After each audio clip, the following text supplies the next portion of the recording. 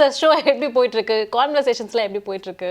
உண்மையாவே ரொம்ப கிறிஸ்பியா இருக்கு, கிரிப்பிங்கா இருக்கு, இன்ட்ரெஸ்டிங்கா இருக்கு, சந்தோஷமா இருக்கு. காலர்ஸ் எல்லாம் இப்படி கால் பண்ணி இந்த மாதிரிலாம் பேசுவாங்க. சர்ப்ரைஸ் காலர்ஸ் எல்லாம் வரும், நீங்க எதிர்பார்த்தீங்களா உங்க ஃப்ரெண்ட்ஸ் கிட்ட இருந்து? இல்ல ஆக்சுவலா நான் வெளியில போகும்போது இந்த மாதிரிலாம் நடக்கும். கண்டிப்பா ஒருத்தர் வந்து சொல்லுவாங்க, என்னங்க வெறும் போலீஸாவே நீங்க பண்ணிட்டு இருக்கீங்க அப்படின்னு கூட வரவங்க சொல்லுவாங்க. நான் இப்படி பேசுறேன், நான் அவங்க அப்படிதான் பேசுவாங்க. அது நம்ம பெருசாக எதுவும் ரியாக்ட் பண்ணக்கூடாது, அவங்க மனநிலை தான். சில பேர் என்ன சொல்லுவாங்க, ஆக்சுவலாக என்ன பார்த்தீங்கன்னா, என்னுடைய ஊர் வந்து தருமபுரி மாவட்டம் பாலக்கோடு. நான் ஒரு வாட்டி பஸ்ஸில் ட்ராவல் பண்ணும்போது இறங்கி இன்னொரு பஸ்ஸுக்கு நான் வந்து ஷிப் பண்ணும். கல்யாணம் ஆகி ஒரு கப்புள் இருந்தது. அப்போ தான் மேரேஜ் முடிச்சு அந்த மாலையோடு வந்திருக்காங்க. நான் இந்த பக்கம் ரோட்டில் இருக்கேன். ஆக்சுவலாக இந்த பொண்ணு என்னை பார்த்துட்டு ஓடி வந்துருச்சு. ஏன்னா அப்போது நான் திருமதி செல்வம்னு ஒரு ப்ராஜெக்ட் ஒன்று பண்ணியிருந்தேன். ரொம்ப பாசமான அண்ணன், இந்த சேது அபிதா தான் ஹீரோயின், வடிவமாலாம் வந்து அவங்களுக்கு பையனை நான் பண்ணிட்டு இருந்தேன். அப்போது அது வந்து பெரிய டிஆர்பியாக போயிட்டு இருந்தது சன் டிவியில். அங்கேருந்து மாப்பிள்ளை முறைக்கிறாரு. சரி, அப்போ அங்கேருந்து நடந்து வர்றாரு. நான் அந்த ஸ்டேடியே தெரிஞ்சிச்சு, ஏதோ ஒரு கலவரம் நடக்க போதுறா அப்படின்ட்டு. நான் வந்தவொடனே, வாங்க மாப்பிள்ளை நல்லா இருக்கீங்களா, என் தங்கச்சியை பத்திரமா பார்த்துக்கோங்க அப்படி இப்படின்னு சொல்லி, இல்லை நான் டிவியில் இந்த மாதிரி நான் பண்ணுறேன், அதில் அவங்க அந்த மாதிரி வந்துட்டு இருப்பாங்க. அந்த அம்மா அதை பற்றி இது பண்ணிக்கவே இல்லை. என்னடா விட்டு வந்தோமே புருஷன் அந்த மாதிரிலாம் இல்லை. ஆனால் நீங்கள் எப்படின்னா இங்கே அப்படி இப்படி என்னும் போது, பட் இந்த மாதிரி எல்லாம் நான் ஃபேஸ் பண்ணியிருக்கேன். ஏன்னா என்னால் யாருக்கும் வந்து அந்த ஒரு நெகட்டிவாக நடந்துடக்கூடாதுன்றதுல ரொம்ப இதாக இருப்பேன். ஏன்னா வெளியில் போகும்போது என்ன பண்ணுவாங்க, திடீர்னு பார்த்த உடனே ஓடி வந்துடுவாங்க அங்கேருந்து. அதெல்லாம் கொஞ்சம் வந்து எனக்கு அவங்களுக்கு ஏதாவது அந்த ஒரு டிஸ்டர்பன்ஸ் ஆகிடும். அது ரொம்ப நல்ல விஷயம் சார். ஒரு ஆக்டரா கூட மட்டும் இல்லாம நீங்க வந்து ரெஸ்பான்சிபிளாவும் இருக்கீங்க பாத்தீங்களா. ரொம்ப தாட்ஃபுல்லா, ஓகே இப்படி வந்துடுது, யாராவது நம்ம மீட் பண்றோம் அப்படின்னா கூட அது யாருக்கும் டிஸ்டர்ப் ஆகிடக்கூடாது. நான் என் வேலை பண்றேன், அவங்களுக்கு பிடிச்சிருக்கு, ஆனாலும் நம்ம ரொம்ப சேஃபா இருக்கணும், ரொம்ப ரெஸ்பான்சிபிளா யோசிக்கிறீங்க. நம்ம அப்படியே அடுத்த கால் கிட்ட பேசலாம். ஹலோ ஹலோ, சொல்லுங்க மேடம். ஹலோ, கால் பண்ணது நீங்க தான் சார், நீங்க தான் சொல்லணும். உங்க பேர் சொல்லுங்க. பழனில இருந்து ரமேஷ் மேடம். ரமேஷ் சொல்லுங்க. சார்லாம் இருக்காங்க, டிவி பார்த்துட்டு இருக்கீங்களா? இல்லைங்க மேடம், வெளியில மேடம். அப்படியா? இன்னைக்கு நம்ம ஷோல வந்து பாத்தீங்கன்னா ஒரு ஸ்பெஷல் கெஸ்ட் வந்திருக்காங்க, பிர்லா போஸ் சார் அவங்க. சரிங்க மேடம், தேங்க்யூ மேடம். அப்படிங்களா? வணக்கம் ரமேஷ் சார். வணக்கம் சார். என்னுடைய பேர் பிர்லா போஸ், நான் நடிகர். நல்லா இருக்கீங்களா?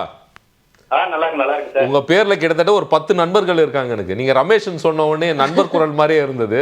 சரி, நீங்க பழனின்னு சொன்னீங்களா, என்ன பண்ணிட்டு இருக்கீங்க? சார், தனியார் கம்பெனில வந்து security sir. Very good. Okay. Security ஜாபுங்களா? நல்லா போயிட்டு இருக்குங்களா? போகுது சார். ஃபேமிலி பசங்கள்லாம் எல்லாம் நல்லா இருக்காங்களா? எல்லாம் நல்லா இருக்காங்க சார். உங்கள்கிட்ட பேசுனதுல ரொம்ப சந்தோஷம் சார். சரி sir. Okay, thank you Ramesh sir. நல்லா கால் பண்ணிட்டு சொல்லுங்கன்னு அழகா சொன்னீங்க நீங்களே, சூப்பரா.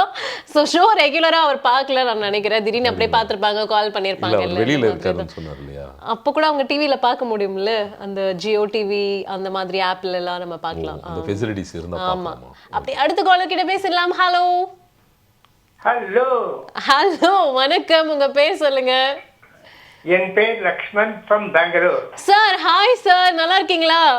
நல்லா இருக்கேம்மா, நீ எப்படி இருக்க? சூப்பரா இருக்கேன் சார். இன்னைக்கு நம்ம கூட பிர்லா போஸ் சார் இருக்காங்க. அப்படிங்களா? வணக்கம் சார். வணக்கம் லக்ஷ்மன் சார்.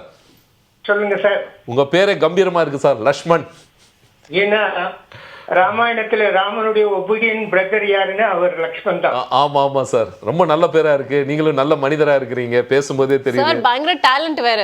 அப்படிங்களா? சூப்பரா சமைப்பாங்க சார். ஓ அப்படியா சார்? அது ஒரு தனி கலையா சார்? ஒரு சின்ன குறிப்பை கொடுக்குறேன். என் பொண்ணு நேற்று தான் சொன்னா, இது வந்து நிறைய பேர் உலகத்துல நான் ஃபாரன்ஷிப்ல இருக்கும்போது எல்லாருமே ரொம்ப ரசிச்ச சாப்பாடு. அதாவது மைதா மாவுல சாஃப்டான ரொட்டி. 2 கப் மைதா மாவு எடுத்துக்கங்க. 1 கரண்டி சுட தண்ணி, கொதிக்கிற தண்ணி, அதுல 2 உப்பு போட்டு அதுல கலந்துருங்க. சும்மா கலந்துட்டு கொஞ்சம் ஆறிட பிற்பாடு கொஞ்சம் 2 ஸ்பூன் மாவு சேர்த்துனாலும் பரவாயில்ல, நல்லா பிசைஞ்சிட்டு 1 ஸ்பூன் எண்ணெயை ஊற்றலாம் இல்லைன்னா பரவாயில்ல, நல்லா பிசைஞ்சிட்டு அதுக்கப்புறம் தட்டி சென்டர்ல வந்து எண்ணெயும் மாவும் போட்டு 4ஆ மடிக்கலாம், 3ஆவும் மடிக்கலாம். முதல் மாவை போட்டுட்டு 10 செகண்ட் எண்ணெய் ஊற்றக்கூடாது. அதுக்கப்புறம் திருப்பி போட்டு ஒரு 10 செகண்ட் எண்ணெய் ஊற்றக்கூடாது. அதுக்கப்புறம் எண்ணெய் மேல ஊற்றி திருப்பி போடுங்க. பூரி மாதிரி பொங்கி வரும், சாஃப்டா இருக்கும். Okay sir. சார் உண்மையாவே சார் ஒரு ஆண் வர்க்கத்துக்கே பெருமை சார். கலக்கிட்டீங்க போங்க. அதே நேரத்துல கொத்தமல்லி, பூண்டு, சீரகம், புளி ஆ ஒரு சட்னி பண்ணி அதை தொட்டு சாப்பிடுங்க, ஆ சொர்க்கமா போகும். அதுவும் வயசானவங்களுக்கு, ஆ. சின்ன குழந்தைங்களுக்கு ரசிச்சு சாப்பிடுவாங்க. ரொம்ப ரசிச்சு ருசிச்சு சாப்பிட்ருக்கீங்க போல இருக்கே. உடனே போய் வீட்டுல செஞ்சு சாப்பிடணும். தாய்லாந்து ஷிப்ல நான் ஒரு தாய் குக்கு, ஓ சைனீஸ் முன்னாடி டிஷ்ல work பண்ணிட்டு மாஸ்டர். Very good very. இது வந்து நம்ம கோதுமை மாவுலயும் இது பண்ணலாமா? கோதுமை மாவுல கூட பண்ணலாம். Okay okay nice No sir nice sir. Okay okay எந்த சார் மாவுல பண்ணாலும் ரெண்டையும் பண்ணலாம்.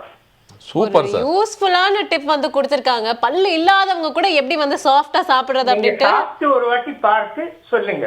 ஷோர் சார் ஷோர் கண்டிப்பா சார் சார், கண்டிப்பா நெக்ஸ்ட் சார். டைம் ஷோக்கு வரப்போ நீங்க கால் பண்ணுங்க, உங்ககிட்ட சார் வந்து சொல்லுவாங்க வந்து நல்லா வந்துச்சா வரலையா அப்படின்ட்டு. சார் நீங்க குக் பண்ணுவீங்களா? அதுக்கான சினிமால ஸ்பேஸ் நடிக்கிறீங்க, கிடைக்கல. போலீஸ் ஆபீசர், கம்பீரமான பர்சன், அதெல்லாம் இல்ல தெரியுங்க. ஆக்சுவலா என்னன்னா அம்மா வந்து நல்லா சமையல் பண்ணுவாங்க. அம்மா சமையல்னாவே அது வேற மாதிரி இல்லையா? நானும் அப்படிதான் ஏன்னா அவங்க ஒரு கடமையா சமைக்க மாட்டாங்க. கண்டிப்பா. அதுல வந்து பையனுக்கு என்ன பிடிக்கும் எப்படி பிடிக்கும் அது பார்த்து பார்த்து சமைப்பாங்க. அதுக்கப்புறம் ஒரு கேப் இருந்தது கல்யாணத்துக்கும் பிஃபோர். அதில் சில இதெல்லாம் சும்மா அது வந்து பசிக்கு சாப்பிட்றது, ருசிக்கு சாப்பிட்றதுல. அப்புறம் எனக்கு அமைஞ்ச மனைவி உண்மையாகவே என்ன ஈக்குவல் டு அம்மா, இல்லை அதுக்கு மேலே கூட சொல்லலாம். ஏன்னா உண்மையை சொல்லணும் இல்லையா? மேடம் பாக்குறீங்களா? ஆமா ஆமா நல்லா சமைப்பாங்க அவங்க. என்ன பார்த்தா தெரியலையா? கண்டிப்பா. ஆமா ஆமா நீங்க நல்லா அந்த விஷயத்துல ரொம்ப கொடுத்து வச்சவங்க சார். நானும் வந்து ரொம்ப கொடுத்து வச்சவங்க தான். நானும் சமைக்க மாட்டேன், எங்க அம்மா தான் வந்து ஃபுல்லா சமைப்பாங்க, சூப்பரா சமைப்பாங்க. நீங்க சொல்றது என்னால நல்லா ரிலேட் பண்ணிக்க முடியுது.